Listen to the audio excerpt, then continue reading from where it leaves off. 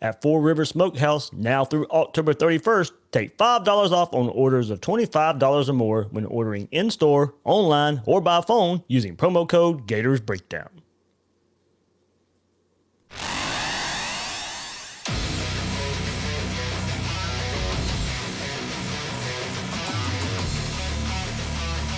Gators Breakdown, because there's never a dull moment in Gator Nation. The Gators Breakdown podcast is ready to go. I'm your host, David Waters, and you can find me on Twitter at GatorDave_SEC, previewing Florida, Missouri this Saturday night in the Swamp. Special uniforms, blue helmets, all that good stuff going on for homecoming for the Gators as they host the 2-2 Tigers. Gators sitting at 2-1, of course, after a couple of weeks off. So many questions surrounding this game and where this Gator program is heading into this game versus Missouri. And to break it all down from the Missouri side is going to be Gabe DeArmond from PowerMizzou.com. We've had him here before on Gators Breakdown, breaking down the Tigers. He's going to do it again for this episode. So a team that's kind of finding their way after an 0-2 start. So an improving team, and we'll see what all happens on Saturday night. We're going to preview it here on this episode of Gators Breakdown. So, of course, just recruiting has been out there. So go back and check out the last couple of episodes of Gators Breakdown when we talked recruiting. Jeremiah Williams recently committed to Florida, and we got a big recruiting preview with Corey Bender from Rivals. And, of course, go back to Monday when Neil Blackman, Malik Grady joined Will Miles and I with how we see COVID affecting this Gator team moving forward there. So, a lot of episodes this week, of course. Get back into the 3-episode a week routine here on Gators Breakdown since it's finally game week again. But a lot of content out there right now. And remember, you can find it all at news4jax.com/Gators Breakdown. You'll find all the Gators Breakdown episodes there, as well as News4Jax coverage of the Gators. Please share, rate, and review the show on YouTube if you're watching there. Hit that like button. Hit that subscribe button. It really helps us out here on Gators Breakdown. And if you're normally watching the YouTube version and you want that audio version, check us out on your favorite podcast platform. You can take Gators Breakdown with you on the go. Follow Gators Breakdown on social media. We're on Twitter and Facebook at Gators Breakdown. And joining us now here on Gators Breakdown is Gabe DeArmond from PowerMizzou.com on the Rivals Network. Gabe, 2-2 on the season so far for the Tigers after a sluggish start to the season. Looks like they're starting to get their footing a bit. First 2 weeks looked like a new coach that hadn't really had an off season, that took over a roster that probably didn't have much talent. And then the last 2 weeks, they're building monuments and fitting people for rings. So that's kind of the way it's going across the SEC, really. I mean, every week just you kind of throw it in the hat. Who knows? Yeah, absolutely. You go back to Florida, and after week one, people are putting them in the playoff, and then 2 weeks later, they're losing to Texas A&M. So as you said, it's a crapshoot right now. Yeah. I mean, I think Alabama's clearly number one. Yep. Vandy's clearly number 14. And then other than that, there's a little bit of separation, but I don't think there's a ton of separation between like 3 and 13, honestly. Absolutely here. So I talked to you at the end of spring. That's the last time I talked to you, and we just didn't know a whole lot about Eli Drinkowitz, and since there was no spring ball. What's impressed you the most from him early on this season? Well, a couple things. First of all, and I think most importantly, the last 2 weeks, they have won games in 2 completely different ways. He talked about after the LSU game, which was obviously a shootout. They threw for, 406 yards, gave up 400 and some odd yards passing too. But he talked about how going into that week, they had seen some things on tape where they thought they could use play action and go down the field against LSU. They did that. Made the secondary look really bad, and actually with a group of backup receivers, 2 of their starting 3 receivers were in quarantine for that game. And then they come back after a week off that they hadn't obviously planned on, but face Kentucky in a game where they do basically completely the opposite. They did not complete a pass more than 20 yards downfield, only threw 3 all day, held onto the ball for 43 minutes, and basically took the approach, we're not going to hand Kentucky the football, and we're going to find out if they can beat us. And the way somebody put it on our message board, which was probably the best I've seen, is they out Kentucky, won a 20-10 game, which really wasn't anywhere near that close. They dominated. They ran 92 plays and Kentucky ran 36. Larry Roundtree actually had more carries in that game than Kentucky had offensive snaps. So, that was domination start to finish, and they found different ways to do it. And he is scheming this team right now to results that are above its talent. And part of that is, now turning to cornerback Connor Bazelak. Seeing the team and the offense has turned the corner with him leading the charge there. What has he brought to the table that just has seemed to infuse the offense? Well, he just seems – nothing really seems to rattle him. I'm not going to say he threw a bad pick against Tennessee. He had a sack with a fumble he shouldn't have committed against LSU. So this kid hadn't been perfect. I mean, this weekend will be his fourth career start, and one of them was the season finale against Arkansas last year in which he tore his ACL in the second quarter, so he didn't really play much of that. But he just looks in the pocket like a guy that is completely calm. His feet don't really move until they have to. He seems pretty willing to just take what's open. If that's a 50-yard pass, down the middle of the field, he'll take it. But if it's just a little 6-yard route on 3rd and 5, he's taking that too. He looks like a guy who's been doing this a lot longer than 4 games. And the really impressive part is he was a wishbone quarterback in high school. His season high for passes thrown in a season, I think, was 134, which he's not quite there yet, but he'll probably be there after this week. And that probably go back and, as you said, it doesn't move his feet unless he has to. But one of Dan Mullen's favorite phrases is a willing runner, and that probably comes back from his high school days. Right. He can run the football. And I don't – when I say didn't move his feet unless he has to, I don't mean he's not mobile. I just mean he's a guy that just kind of – he looks so relaxed in the pocket. There's no happy feet. There's no jumping around. He takes the snap, he turns, and he generally has found his guy. 29 for 34, I think, against LSU. Forget the exact numbers against Kentucky, but he had a pretty good completion percentage in that game as well. So, just a guy that has so far seemed pretty willing to just do what they're giving him. All right, and of course, running back Larry Roundtree, career high game last week, 37 carries, 126 yards, 2 touchdowns versus Kentucky. Gabe, man, he just seems to be that steady force for the Tigers offense. He's a guy that, and I thought it was interesting. After each of the first 2 games, Drinkwitz said, I got to get him more carries. And he is a guy throughout his career that he's actually gotten better the more he gets the ball. He had a Liberty Bowl game a couple years ago against Oklahoma State where I think he had 25 carries. And he ended that season, actually, because Demaria Crockett was injured, with like 20 carries in 5 or 6 straight games. And he just seemed to be better the more he ran because he's not a breakaway speed guy. He's more of he's not going to have a ton of 20-yard runs. I mean, that Kentucky game, he averaged 3.4 a carry, but he just constantly was getting 3 yards, 4 yards, 6 yards, and moving the chains. 37 is obviously more than Missouri would like. And Drinkwitz said this week he's got to ease off that a little bit and use Tyler Beatty a little bit more in the running game, who has done some really good things offensively as that change of pace back as well. But Roundtree is clearly kind of the heartbeat of the offense. Gabe, there has been one wide receiver show out versus Florida in every game this season for each team that they've played. If there's one wide receiver for the Tigers that could continue that trend, who might that be? Well, I think their top guy is Jalen Knox. He's a junior, played really well the first half of his true freshman year a couple years ago, and then just kind of fell off the radar. Really didn't do much, and I think a lot of that was the fact that Derek Dooley was the offensive coordinator. They didn't get great quarterback play. I'm not sure his relationship with Dooley was great from everything I've been told, but this offense, Jalen Knox and Tyler Beatty are the 2 players on this team who should love this offense. A lot of misdirection. Knox gets the ball quite a bit on jet sweeps and kind of in unconventional receiver ways. He's been the one guy that's been there every game for Missouri.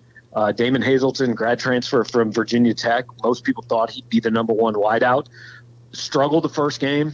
Had a couple drops, then was out for a game with quarantine, came back and was pretty good last week against Kentucky. But I think Knox is the main guy you've got to, if you're going to worry about one guy, that's the guy. Now, Missouri also, like I said, they had a bunch of backups. They had walk-ons and converted quarterbacks and guys that, frankly, nobody expected anything out of doing stuff against LSU. So, it's almost looks to me like an offense where it's like, yeah, just put some guys there at receiver. We'll get them open. Yeah, man, what a performance last week by the Tigers defense as they set a school record for fewest yards allowed in an SEC game by only giving up 145 yards to Kentucky. A different style of game coming up versus Florida, but are there things you take away from that performance moving forward for the Tigers? Well, I think you take some confidence out of it, but look, I don't want to take too much credit away from Missouri because you hold an SEC team to 36 plays for 145 yards. You've done something well. That was a Kentucky offensive line that felt like it was one of the best in the SEC, and it never looked like it. But Kentucky does not have a quarterback that can go win you SEC football games. They're not suiting up Kyle Trask back there.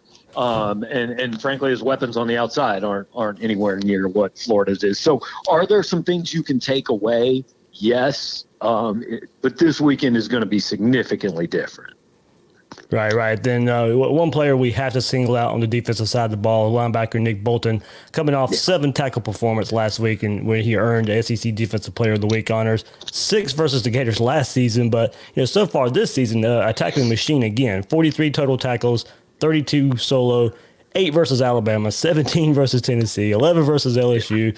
Mentioned the 7 versus Kentucky last week. Seems like no matter the style of opposing offense, Bolton is in there on the action. Yeah, he is. I mean, he's a first-team All-SEC, if not first-team All-American guy at the end of this year, I think. Way back in camp before his freshman year, somebody on the staff told me if he doesn't have a similar career to Kentrell Brothers, who was a Missouri linebacker in about 2015, first or second team All-SEC, got drafted by the Vikings. They said if he's not as good as Kentrell Brothers by the time he leaves here, then we haven't done our jobs. And he's every bit of that. He basically for 2 weeks, if the play wasn't made by Nick Bolton, the play wasn't made. I mean, after the Tennessee game, there were some fans that said, man, Bolton missed 3 tackles and I don't think he played great. Well, he had 18. I mean, he can't make legitimately every play. He has to get some help. And he started getting some help the last couple of weeks, which has obviously been the big difference. And then, Gabe, to wrap it up here, your thoughts on Florida? You're playing an opponent now that has pretty much had 2 weeks of no football, 3 weeks Correct. Since they played their last game. So going back and looking at Florida's first 3 games and now some time off, what are your takeaways from the Gators? Well, my first thought is kind of like we were talking about before we started recording this. I mean, who's playing for Florida? What team am I going to see, mm-hmm. right? Am I seeing the team that played 3 weeks ago? Is this a completely different team? Not just in personnel, but how did the layoff affect them? I mean, we've seen, you could see a situation where they come out and look like a team that couldn't practice for 2 weeks. But you look at the NFL, Tennessee had all kinds of problems. People were wondering if they were even going to play. Then they go up and whip Buffalo. Sometimes you heal up and it might help you a little bit. So I don't know at all what to expect out of Florida other than assuming they're relatively healthy. I mean, in terms of personnel, like a lot of their important guys play, then I think you've got to go into this game if you're Missouri figuring you're going to have to score in the 30s to win the game. I mean, you're not going to hold the ball for 43 minutes and beat Florida 20-10, right? You're going to have to do what A&M did and score with them. But again, this year, I think every year is a lot. What you do one Saturday doesn't necessarily have a lot to do with what you do the next Saturday, but this year's even more so. I mean, we're waiting until Friday mornings to find out who's even going to play or if teams are going to play every week. Everything is so different. It's trying to pick games this year. I said week 1, if you're gambling on games this year, like you need an 800 number. You got problems if you're gambling this year. Absolutely. All right, Gabe, man, thank you very much for this preview of the Missouri Tigers. You can find Gabe at powermizzou.com on the Rivals Network. And thank you once again for hopping on Gators Breakdown. All right, no problem. Thanks for having me. Football season is also tailgating season, and there's nothing better for a tailgate than Four River Smokehouse, named the #1 barbecue in the South by Southern Living Magazine. Four River Smokehouse is a family-owned barbecue restaurant specializing in 18-hour smoked Angus brisket, Man, I love me some brisket and got to have some ribs too. Get those home-style sides and fresh-baked desserts at any of Four Rivers Smokehouse's 13 Florida locations. Four Rivers party packages come tailgate ready, so you can spend more time watching the game, tailgating. You don't have to worry about the grill. Enjoy the Party of 6 package for $55 or the Party of 12 package for $99. Each package includes Four Rivers award-winning barbecue meats, home-style sides, buns, and signature barbecue sauce. Not a lot of time left. Now through October 31st, take $5 off on orders of $25 or more when ordering in-store, online, or by phone using promo code Gators Breakdown. So Gators, whether you live in Gainesville or just in town for the game, swing by Four Rivers, Gainesville, located in Butler Plaza. If you're tailgating at home in the Orlando, Jacksonville, Tampa, or Tallahassee areas, then you can also enjoy the best barbecue anywhere in Florida at Four Rivers Smokehouse. All right, even more on this Missouri Tigers, as I said earlier in the episode. 2-2 on the season with losses to Alabama 38-19 and to Tennessee 35-12. But they've bounced back the last 2 games with a shootout win versus LSU 45-41 and a grind-out win versus Kentucky 20-10. Look, after getting gashed on the ground by Tennessee for 232 yards, they've bounced back the last couple of games to hold LSU and Kentucky to a combined 144 yards rushing the ball. So 232 yards given up to Tennessee, but then the last 2 games, only 144 yards rushed against this Missouri defense. So it could be tough for the Gators to run the ball, but in games versus opponents you might compare to Florida as far as style and talent. Alabama and LSU have had success through the air. Alabama passed for 303 yards before they went pretty conservative in the second half, as the game was won pretty early on there, and then LSU, Miles Brennan threw for 430 yards on the Missouri defense. So, Florida would need to run in spots. I mean, we've talked about that plenty in situational football, but this game will more than likely be won through the air with Kyle Trask. And no surprise there. And hopefully the passing game is in sync as it has been all year, and Florida can put up some early points. I think that's going to be imperative for Florida in this game. And the player besides Nick Bolton that we talked about earlier to watch on this Tigers defense, safety Joshua Bledsoe, and when we talk about Florida having to make plays in the passing game, this safety here in Bledsoe, each of Missouri's last 2 games, both of the wins, Bledsoe has made the game-winning defensive play.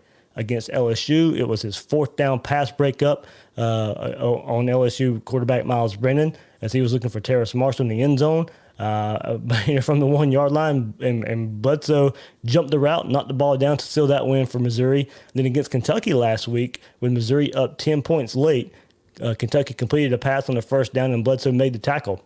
And in the process of that tackle, he ripped the ball away from wide receiver Josh Ali for Kentucky for a fumble. They gave the ball back to Missouri. They milked the clock the rest of the game. So if it's a tight game late, Bledsoe's going to be that guy that you really have to watch out for, and him trying to make another clutch play late in the game for the Tigers. So it's kind of, and look, for the Florida offense, I think we want to see, going back to LSU and Alabama, maybe even some more plays down the field. We're looking at maybe and another player to get involved. Whether that be Trevon Grimes or Jacob Copeland or another receiver. We know Kyle to Kyle and Kyle to Kadarius is a thing right now. That's the Florida offense. And I still think Florida's going to have to pass the ball to win this game, especially given Missouri's improvement in stopping the run. And, I think Florida will get creative in the run game with Naquan Wright a bit more as well. And look, Florida's has proven so far this year that they've been able to replace LaMichael Piron's production a bit from running backs in the passing game. And, it was one big question I had coming into this season. And I think, for ways for this offense to stay on the field a bit more, if they can't run the ball, is still to get these running backs involved in the passing game. Swing routes, use some short, angle routes for the running backs as well to keep the chains moving, maybe keep the offense on the field a bit more.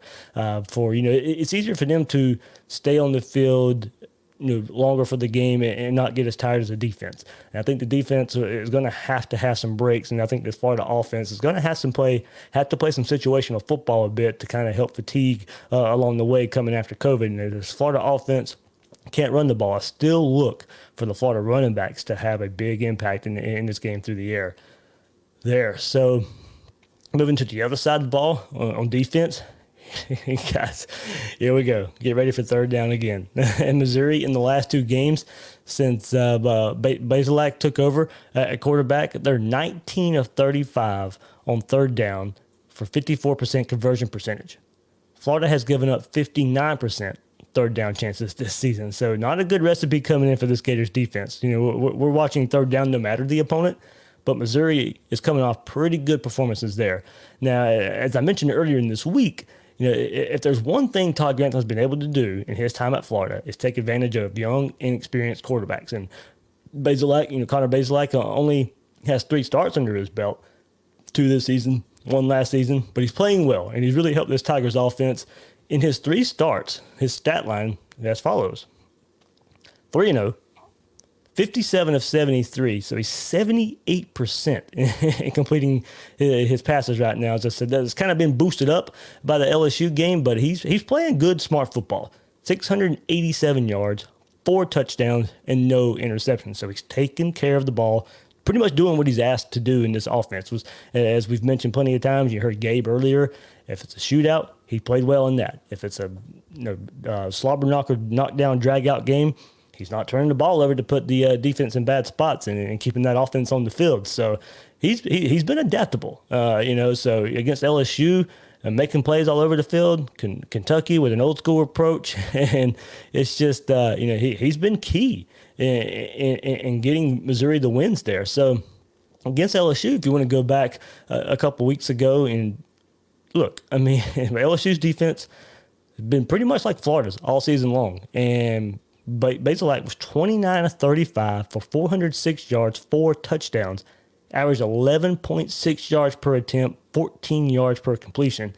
6 of the 8 pass catchers against LSU had a long grab of 20-plus yards, including 3 of 40-plus yards. So, as Bazelak was asked to stretch the field and exploit LSU secondary, can he do the same versus a struggling pass defense for Florida, who's looked a lot like LSU? So hopefully, we saw LSU make some changes last week a bit when they played South Carolina. Hopefully we see some changes for Florida this week, and it helps in the same fashion. But against Kentucky last week, Bazelak was, quote-unquote game manager. 21 of 30 for 201 yards, 6.7 yards per attempt, so a big cry from what we saw against LSU, 9.5 yards per completion, and look, big change there. But, Missouri was letting them just play within that, and he made the plays when they counted. On 16 third and fourth down attempts, when Bazelak was called upon to make the play, Missouri converted 10 of those 16 chances. Bazelak was 10 of 11 for 96 yards, 7 first downs on those 11 attempts there. So 10 of 11, and he went for 96 yards, 7 first downs. Also rushed for 21 yards on 4 carries and 3 first downs. So he's got some legs. So Florida will have to watch on that. He's not a burner by any means, but he can move. He's mobile. And, this is something Todd Grantham is just going to have to do. You've had success in the past versus quarterbacks with little experience, and you have to make Bazelak beat you, because if not, if Roundtree, the running back, is able to pound away for yards, then Florida's chances for winning this game gets much tougher, because Bazelak's proven he can go make plays by himself, but also, if the running game's working, it's just going to help him versus a defensive coordinator who's proven that he can have some success versus some young quarterbacks. So I think Missouri is going to have to run the ball, or it maybe does fall into Todd Grantham's lap a little bit versus an inexperienced quarterback. So Bazelak, we heard it before, got to rehash it again. 37 attempts last week, 126 yards, 2 touchdowns. They're not eye-popping stats, but a Gator defense that's also struggled versus the run, and may not be the best conditioned team right now with 2 weeks off, post-COVID symptoms, and you may not have every player you want available. There's a big chance this game plan for Missouri is to be fine with 3 yards and a cloud of dust, and just make big plays when they have to in the passing game. Control the game with short runs, as long as they're converting third downs there. So I'm not sure if Florida can hold up in a game like that given the circumstances. So to me, both sides of the ball. But a fast start on defense to give the offense all the early possessions they need to put up points and build a lead. Make Missouri fight from behind. It, to me, is a must in this game, given the circumstances. And that's how I see this game going. I think it looks a lot like the Ole Miss game. I think we may see some better defense from Florida early on, given some personnel changes and hopefully some changing style of play. But I do worry about withering away as the game moves on and Missouri makes a comeback late. So, it's hard to predict how all this plays out, given all the circumstances surrounding Florida right now. But I'll give the Gators a 37-27 victory. And look, but that is assuming the offense picks up where it left off. If it doesn't, Florida's losing this game. To me, I just don't see the defense being able to hold up late in a close game. I think some of the changes we may see will help the defense early on, and to me, that's why I think that the offense has to score early. But if the offense does it, I don't think the defense will hold up long enough to pull out a win. Just so much uncertainty to go along there. So I really, really, really think Florida has to put up some points early, and that's to me the path to victory. I'd like to be wrong with that. I hope Florida can win any style. I hope that's what we see. But if it's a knockdown, drag out, slug type of game that Missouri and Kentucky played last week, I'm just not really totally sure the Florida defense can hold on for 4 quarters, given all the circumstances out there. So I asked everybody what their expectations were on Twitter, and I'll get into a few of them right here, give a feedback as well. So Rap says, at Technologic says, the defense needs to make stops. We need at least a couple of 3 or 5 and outs, and the offense needs to open up a bit more. I want to see a couple more downfield shots if possible. We have the speed on the outside to accomplish this now. I agree, and it is twofold, and I did kind of mention that in my little short preview here as well. I think situational football in this game is going to be more important than in the past. If Florida can slow down the ball, still get the yards, still get the points, then do it to help your defense out.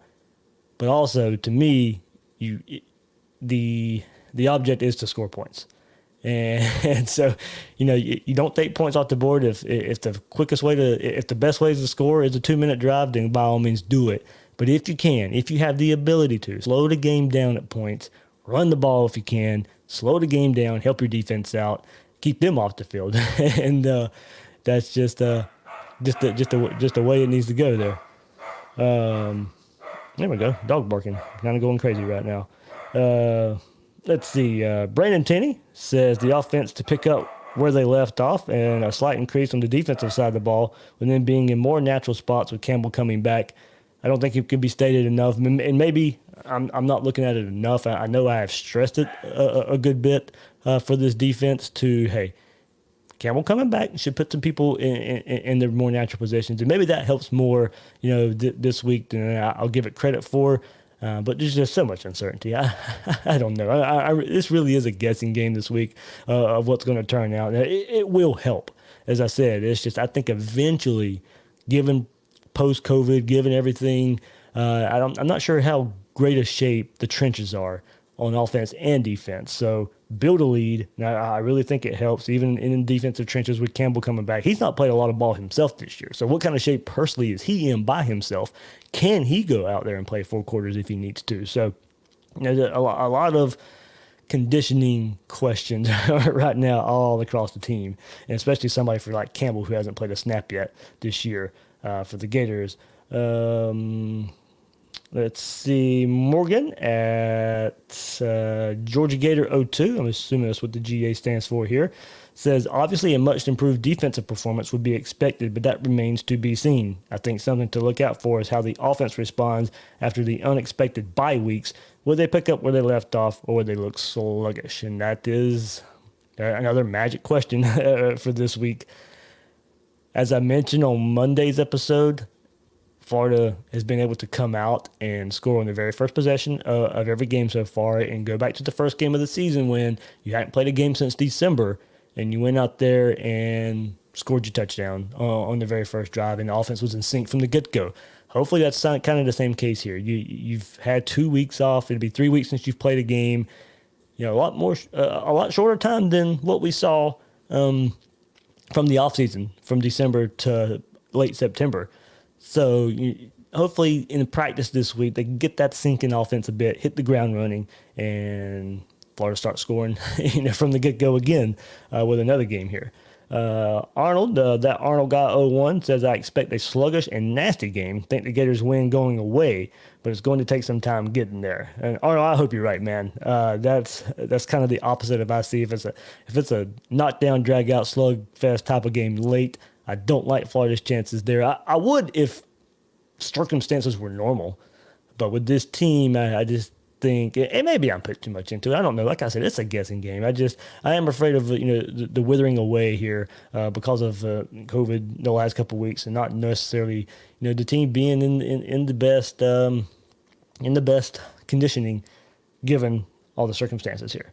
Gator Girl 888 Ann McQuinn, thanks for sending me your thoughts here. She goes, I honestly have no idea what to expect with so much time off.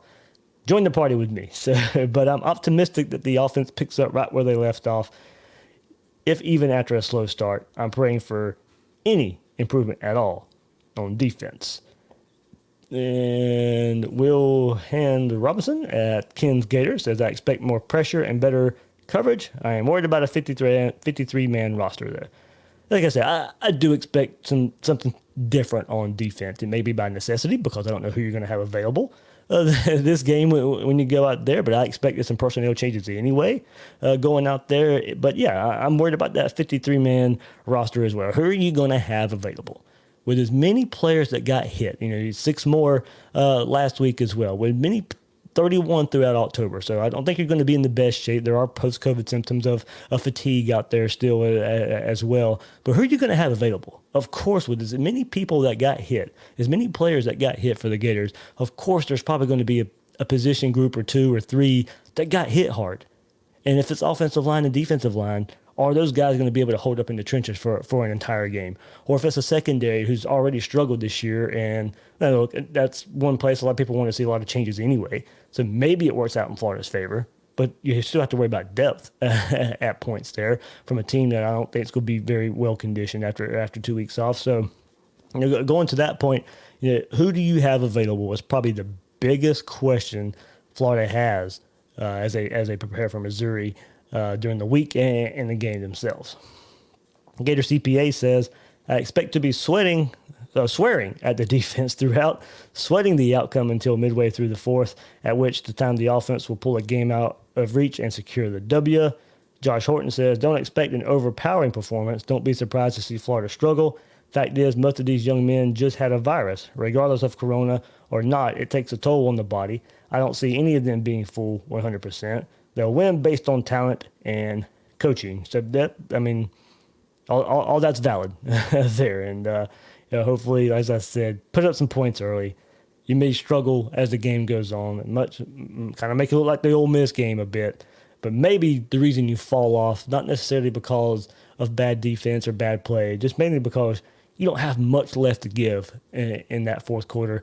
Build your lead, make Missouri play from behind, and you just may outscore them in the end. And Trevor O'Neill says, not expecting much, just survive and advance. Gators will have to overcome a lack of practice, lots of distractions. Missouri is confident they can play keep away after what they did to Kentucky. Gators cannot let Roundtree dictate the pace of the game. Agree with every bit of that, and that's what I want to see here too.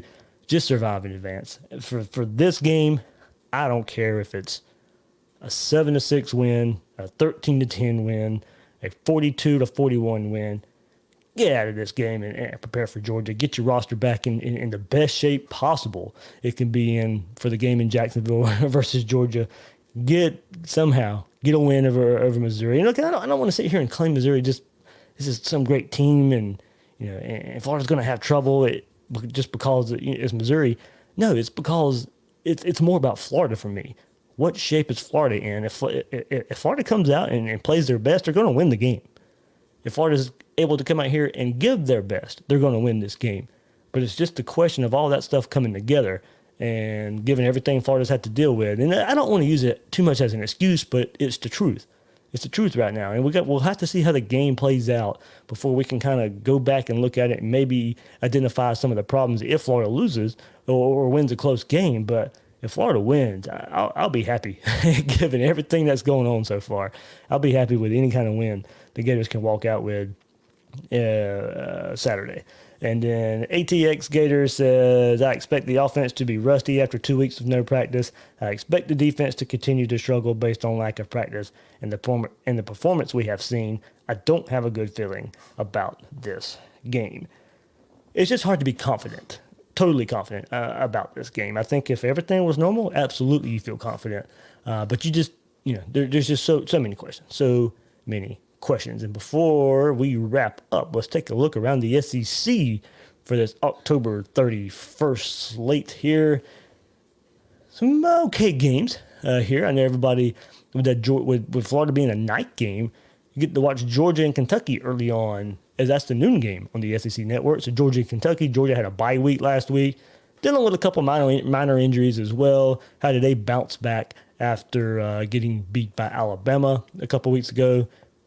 The Kentucky bounced back after getting pounded by Georgia, by Missouri last week. You have rumors of Joey Gatewood maybe getting the start for Kentucky as well. So interesting game there. It was a downpour game last year in the crazy rain. And Kentucky, Georgia's played one physical, wants to run, hard-nosed team in Tennessee already.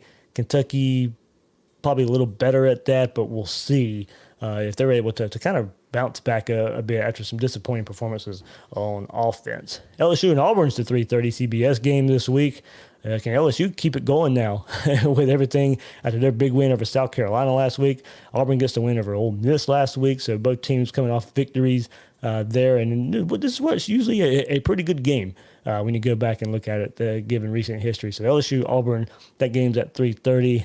Ole Miss, Vanderbilt at 4 o'clock. Not much to look at there. Ole Miss should be able to score as many points as they probably want in that game going away. Mississippi State at Alabama, and that one's not going to be pretty at all. And Alabama would just be, now they have a week to get everything in order from Jalen Waddle being out for the rest of the year. Mississippi State's not a very good team right now. Doesn't have it going under Mike Leach. Wasn't able to build on that LSU win in the first game of the season. But that game's ESPN, 7 o'clock, Mississippi State at Alabama. Texas A&M is back this week playing Arkansas, and that's a sneaky game there. That's a game I'd be really interested in keeping up with around the same time Florida plays, of course. That's a 7:30 main SEC Network game. Florida's on SEC Network alternate at 7:30 as well. But Arkansas, Texas A&M, both teams, I think, had bye weeks last week and getting back together now. Can Texas A&M continue their role? Can Arkansas continue to be that kind of Cinderella darling SEC team right now? Felipe Frank's playing pretty good. So this is, you're looking at before the season, you wouldn't have pretty much any game with Arkansas you weren't really looking at as a game that you really want to watch. But this is if they upset Texas A&M, you got to start looking at Arkansas as one of the top tier SEC West teams if they can upset Texas A&M here. So that's a very interesting storyline game, I think. Texas A&M, Arkansas, 7:30, the same time as Florida hosting Missouri. 7:30, SEC Network alternate for Florida and Missouri. So, all right, that'll do it for this episode of Gators Breakdown. I am your host, David Waters. You can find me on Twitter at GatorDave_SEC. Guys and girls out there, thanks for listening to this episode of Gators Breakdown.